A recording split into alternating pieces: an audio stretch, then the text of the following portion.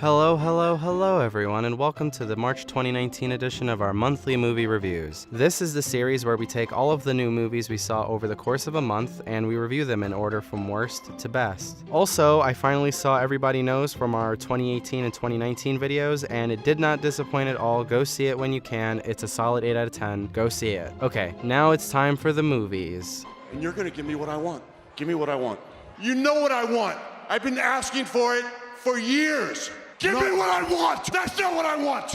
Give me what I want! Give me what I want! You're on! That's all I've ever wanted. I got the horses in the bag. Horse stock is attached. Dumbo is the 19th feature film from director Tim Burton. The popular sentiment that he's not as good as he used to be in the 80s and early 90s is true, but even then, his films are very hit or miss with me. Dumbo is a miss. A big fucking miss. Dumbo? More like, dumb, ha ha ha ha ha, I'm so fucking clever. The atmosphere created in the trailers gave me the chills, and they also didn't show too much in the trailers, but I guess what they did show was all the good parts because there's not a whole lot to like about this film. And you may notice that my voice is more monotone than it usually is. And that's because Dumbo is told through the point of view of two of the most boring performances I have ever seen in my entire life. I have no idea why Tim Burton cast these two children. I guess being photogenic is the only prerequisite for roles for children in big Hollywood movies. Anyway, this Dumbo reboot is boring, and everything that this film adds is not an improvement upon the original. They took a film that was an hour and 4 minutes long, and they nearly doubled it. Danny DeVito is chewing the scenery, and by scenery I mean a studio space engulfed in green screen. But Danny DeVito is enjoying himself, and seeing Danny DeVito in a big movie again is the only redeeming quality about this film. At least somebody had a good time, and I'm giving Dumbo a 3 out of 10. Oh my god. Dumbo? More like dumb. Shout out to San. This movie is dumb and boring, and the performances are really bad, especially from the little girl. Oh my god. Dumbo looks good sometimes, but the movie is just so cookie cutter and boring. 3 out of 10. That's it. Don't see it. I'm so over these live action Disney movies so much. Give me what I want! That's all I've ever wanted. I got the horses in the bag. Horse stock is attached. This movie didn't come out in theaters, but it was surprisingly kind of watchable. The animation is reminiscent of the Justice League cartoon from everybody's childhood, and the story, although insane, is kind of cool. Super comic booky, and definitely not for everyone, but I would recommend it for your JLA fix because the live action films just aren't cutting it, am I right? Shout out to Shazam. But that's April, so soon, babies. 5 out of 10 for Justice League versus the Five Guys or whatever it's called. It's really not important. Give me what I want! That's all I've ever wanted. I got the horses in the bag. Horse stock is attached. Captain Marvel is probably the least essential Marvel film since, well, last year. I really tried to give this movie a chance, especially since my gender really showed how fragile their insecurities are. Oh my god. Anyway, the film isn't bad because feminism blah blah blah. Actually, the message they were trying to convey about how men manipulate women was interesting, but the rest of what makes a great film great simply wasn't there for me. The action was presented like Taken 3 until this part where nothing in the frame is real. The twist got spoiled for me, but even then, it really wasn't compelling at all. Like, 10 years before I saw The Sixth Sense, I saw 50 First Dates as an 8-year-old, and Drew Barrymore fucking spoiled the end for me. But when I finally saw The Sixth Sense, it was still compelling because although I knew the twist was coming, the seeds planted were clever, and everyone involved in the film knocked it out of the park, and I currently have it at a 9. It's like I saw it for the second time for the first time, and that's fucking cool. But Captain Marvel doesn't have that appeal at all. So the twist for Captain Marvel being spoiled for me isn't an excuse as to why I found Captain Marvel's story to be underwhelming. It's just that nothing in the film matters. You know she's an endgame, so none of this matters. It felt like a filler episode, and since I've seen it, it's lived up to that description because I've forgotten multiple times before writing this that I even saw the film. Every time I see a Captain Marvel poster, I'm like, can't wait to see. Oh wait, I forgot. I already did. I already saw it, and I forgot what happened. Anyway, I'm giving Captain Marvel a 5 out of 10. Probably never gonna see it on purpose in my life. Captain Marvel was good. It wasn't this groundbreaking piece of cinema that most people are saying it is, or a dumpster fire of shit that lots of other people are saying it is, but it's just a good movie. It has funny moments and a pretty good story. It does, however, lack a bunch of insane action that previous Marvel efforts usually put forth. Like 30 minutes in, it feels like it just seems to drag on in the movie when it could have been replaced with cool boom boom explosions. It is, though, replaced with great moments of character development that I think may outweigh the needed boom boom explosions. When I go into a Marvel film, I usually expect cool action sequences to take place every 15 minutes, but with this, it felt different. I don't know. I would say peep this with friends. It's not really worth paying for in theaters, to be honest. It's good. Would watch again. Just kind of slow and a little boring at parts, with good character moments. I'm giving Captain Marvel a 6 out of 10.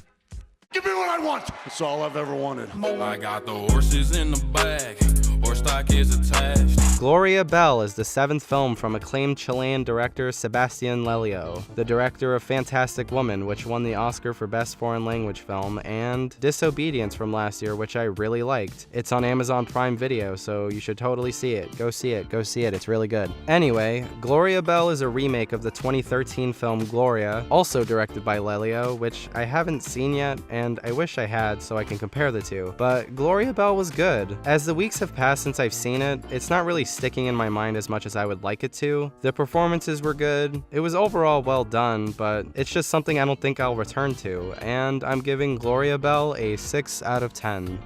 Give me what I want. That's all I've ever wanted. I got the horses in the bag, horse stock is attached. Triple Frontier is a Netflix original film, and it's the 4th film from director J.C. Chandor, the director of A Most Violent Year. This film overall was good. The second half of the film is a little dragged out and overall frustrating in comparison to the first half, but I understood what the film was going for, so it's kind of okay. The two things that made the film stand out in my mind was the camaraderie between all the characters and the way the actors portrayed them. It really felt like they had known each other their entire lives, and you don't really get that type of chemistry often in films, so it's good to celebrate that when you find it. The other big reason to watch this film is the heist sequence. Between the accuracy of how the soldiers move and communicate in combat missions, to the purposeful, conflicting character motivations and increase in tension, I liked what the film had to say about greed and brotherhood through the aesthetic choices of the visuals and the plot itself. But yeah, it's a really solid film. Go see it, and I'm giving Triple Frontier a 7 out of 10. Give me what I want. That's all I've ever wanted. I got the horses in the bag, horse stock is attached. The Inventor is an HBO documentary from Alex Gibney, the director of Going Clear, and The Inventor was pretty good. Besides being well presented as a film, I think a documentary should have an interesting, unforgettable subject and make the viewer as much of an expert on the subject as the documentarian. And I think this film does both of those things. I found the subject of the film, Elizabeth Holmes, to be very intriguing, frustrating, and unnerving some of the time. See this film for another reminder that most big pharmaceutical endeavors are motivated by profit and not because they actually give a fuck as to whether or not you live or die. Eat your green vegetables, and I'm giving The Inventor a 7 out of 10. Give me what I want. That's all I've ever wanted. I got the horses in the bag, horse stock is attached. Us is Jordan Peele's best film. This is the kind of movie Get Out should have been like. It is shot extremely well, and you can tell that he thought out exactly what he wanted to present on screen. The score is creepy and interesting. Lupita is a queen, and she deserves to get nominated for this film because she's amazing. I've seen the film twice, and I feel like the second time watching is high-key better than the first. I didn't understand a lot of the inner meanings at first, but after watching a second time, it really changed my perspective on the film as a whole. The twist at the end was cool and all, but I feel like I could see it coming from a mile away. The performances are all great, and I think it's the best to experience this in a dark theater. The experience, fam. Please check this movie out. I'm giving Us an 8 out of 10. Us is the second feature film from Oscar-winning writer Jordan Peele. This was also number 7 on my 2019 most anticipated list, so it's safe to say I was anticipating it. I thought Get Out was just okay,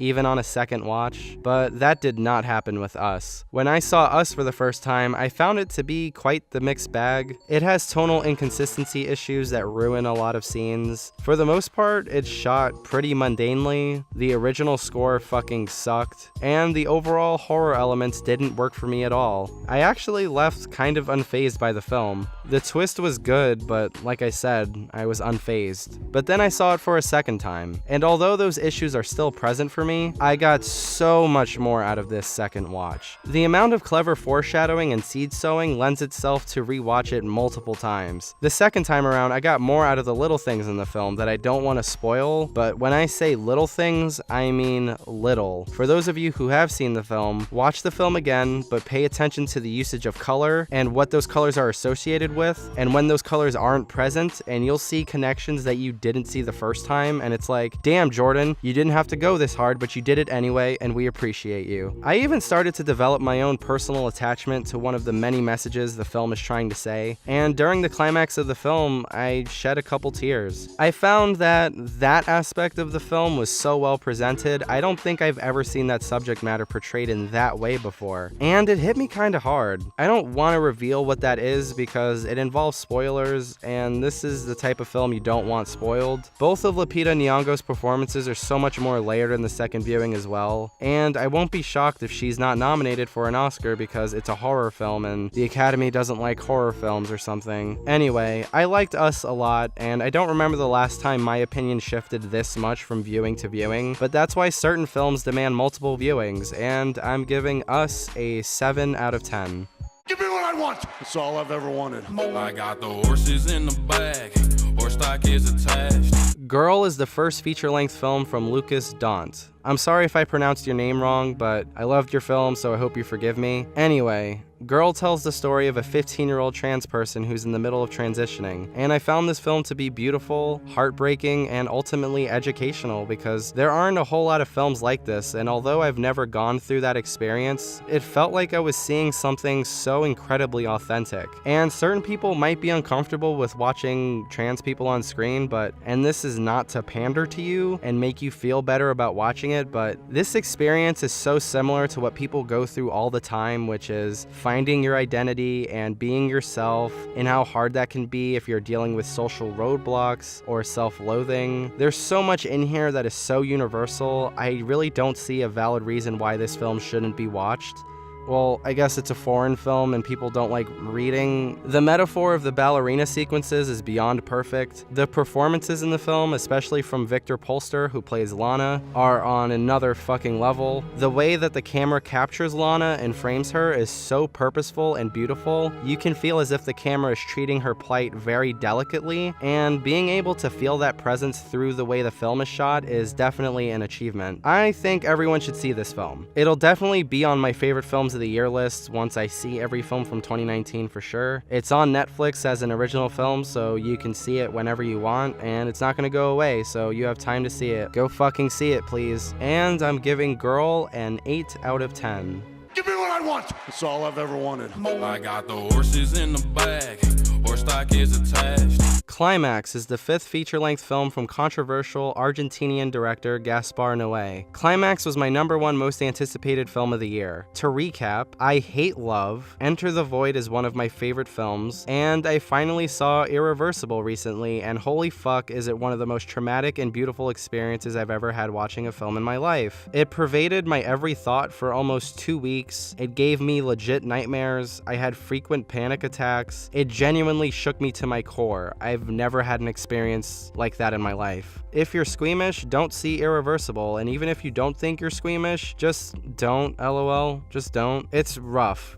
Trust me. I might explain later in another video if it comes up, but yeah. Anyway, Climax is another great film from Gaspar Noé. There's so much to say about this film, but I don't really want to ruin the experience for you, so I'll try to keep it as nondescript as I can, but I'm probably gonna fail at that. The performances are all good and felt really natural because of Noé's improvisational style. All of his films are heavily rehearsed, but it comes from improvising first, so everything is more natural. The dance sequences are wonderful to watch. There's certain shots in the film that create effects I didn't even know were possible. Like, there's this sequence right here, and since the camera is on top of them and the lens is kind of wide, certain moves like bouncing give the person doing the bouncing an increased feeling of buoyancy and lightness, especially characters with long hair, which added to the effect. And at the same time, with this angle, it's hard to tell the difference between whether someone is jumping, lying down, or standing. Like, it's a mindfuck of a shot, and the film is littered with things like like this everywhere. This film also covers subjects that are synonymous with any Gaspar Noé film like sex and tripping on drugs, but with this film, unlike Enter the Void, you don't see what the characters see. You only see how they react, and it's fucking horrifying, to be honest. The music and the usage of the music is incredibly well done to increase the paranoid atmosphere the characters are experiencing, and that's really cool. There are a few homages to Gaspar Noé's other films in this film, but it doesn't feel purposeless like it did in Love. If you've never seen any of Gaspar Noé's films before, I don't know if this should be your first experience, but if you want to do that, go right ahead. It's a beautifully horrifying portrait of how thinly veiled what people really want and what people really do really is. Climax didn't disappoint in the slightest, and my most anticipated film of the year is currently my favorite film of the year, and that's a cool feeling. I love not being disappointed, and I'm giving Climax a 9 out of 10. Hey guys, be sure to smash that like and subscribe button. And be sure to share with your friends too. You can also follow us on Instagram, Facebook, and Twitter. Have a great day.